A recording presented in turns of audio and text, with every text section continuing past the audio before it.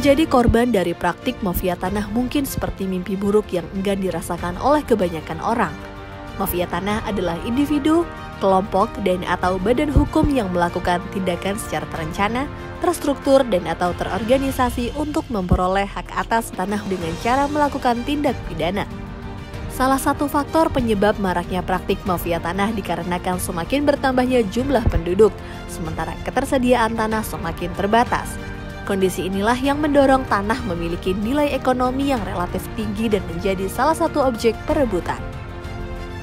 Biasanya modus operasi yang dilakukan oleh mafia tanah menggunakan cara-cara yang terencana, rapi, dan sistematis seperti pemalsuan dokumen, pemberian keterangan palsu, kejahatan penggelapan, dan penipuan, menguasai tanah secara ilegal, merekayasa perkara di pengadilan, serta melakukan koalisi dengan oknum-oknum tertentu. Penguasaan atau perampasan tanah secara ilegal inilah yang seringkali memicu terjadinya konflik atau sengketa pertanahan yang menimbulkan banyak sekali kerugian, seperti tidak terwujudnya kepastian hukum dan keadilan bagi masyarakat, menghambat pembangunan karena investor enggan berinvestasi, hingga berkurangnya kepercayaan masyarakat terhadap negara.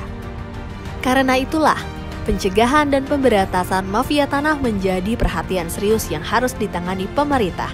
Salah satunya Kementerian Agraria dan Tata Ruang Badan Pertanahan Nasional yang terus berupaya dalam memberantas praktik-praktik mafia tanah. Sinergi adalah kunci keberhasilan dalam pemberantasan mafia tanah. Kementerian ATR BPN pun membangun skema sinergi 4 pilar yang terdiri dari Kementerian ATR BPN, pemerintah daerah, aparat penegak hukum, dan badan peradilan. Melalui sinergi tersebut, diyakininya mampu menutup ruang gerak mafia tanah. Kementerian ATR BPN pun melakukan berbagai upaya untuk memerangi mafia tanah, salah satunya memperbaiki administrasi pertanahan, transformasi layanan pertanahan secara elektronik, dan mempercepat pelaksanaan pendaftaran tanah sistematis lengkap.